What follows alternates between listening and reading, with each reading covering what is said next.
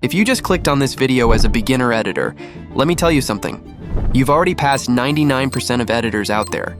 Because here's the mistake most of them make. They don't even know what their editing software can actually do. They just download whatever's trending, open it up, and spend weeks trying to figure out basic stuff. Bro, I've been there. That was literally me.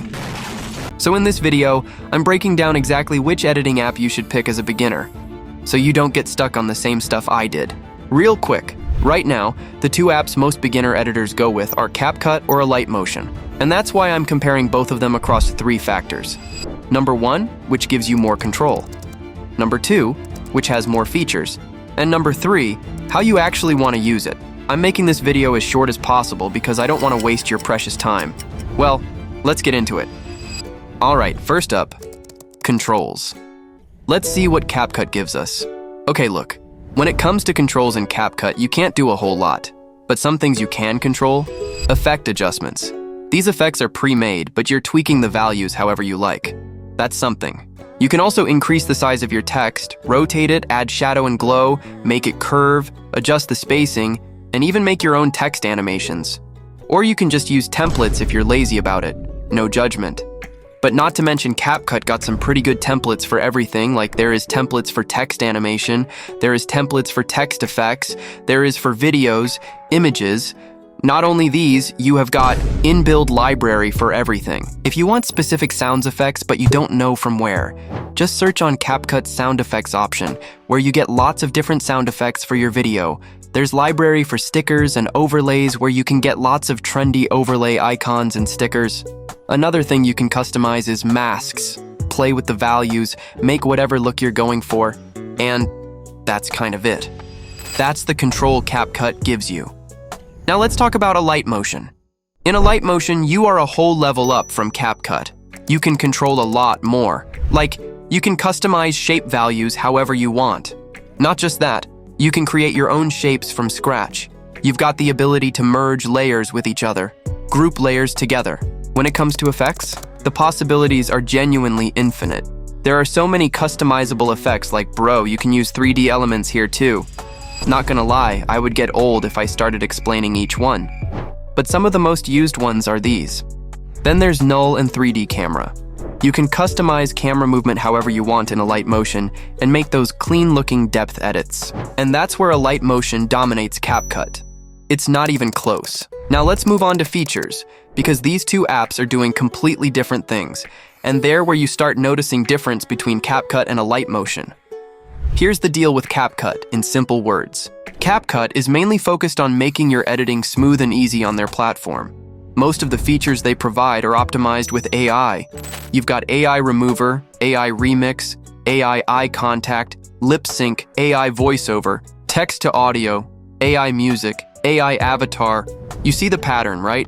All of these features use AI to do the heavy lifting, and that's what makes CapCut such an easy-to-use editor. But for heavy production work, you can't fully rely on CapCut. Sure, you can use some of those features to save time, and honestly, they're great for that. But for big timelines and manual controls, you need to pick something else. And that's where Alight Motion comes in. This app doesn't have all the AI features I just mentioned, but it has all the tools a pro editor actually needs. Like I said in Factor 1, you've got null 3D camera, and you can make those clean motion graphics and parallax effects. Although there's some mini features that Alight Motion does have, which I talk about on this video. You can check it out. Now, there are some features I wish Alight Motion should have, like rotoscoping, background removal, camera tracking, smooth slow-mo, which some other mobile editing apps already offer some of these. So that's a gap for sure. So now you've got a clear picture of what each app brings to the table. The real question is it actually useful for me? Can I use this for client work? Am I going to use it on a regular basis? And that leads us straight to Factor 3, how you want to use it. Here's my take. I'd use CapCut if I'm not super experienced yet. You can make simple videos on it. You can even make some creative stuff if you go a little deeper. But if I'm genuinely skilled at editing, I'm picking Alight Motion over CapCut. You can make pretty much After Effects level videos on it, and if you get a little creative with Alight Motion, you could low-key land some serious clients. That's absolutely possible. You can use Alight Motion to practice and build your editing skills, and then after a while, if you feel like you need more space, more control, more features, you switch to After Effects. Since you'll already know the basics and a lot of the advanced stuff, that transition is smooth. And for CapCut, use it when you're editing simple stuff for fun or putting together mid-level edits to showcase. But for complex editing, does CapCut really stand a chance? Real talk.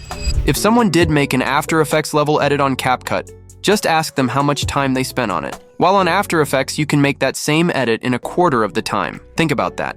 Who wants to spend their whole day on a single edit when you could make the same thing, or something even better, in After Effects or Alight Motion in way less time? And there you have it. I could talk about this topic for hours, but you get what I'm saying. Use CapCut if you want quick, easy edits. Use it to level up your business if you have one. They've got tons of AI features baked right into the app. Use Alight Motion when you want to take your edits to the next level. Production level quality. Use it if you love experimenting with your ideas. Or just use both, like me, for balanced work. That's it. If you think I should make more videos like this, just hype this up and like the video so I know you want more. Till then, peace.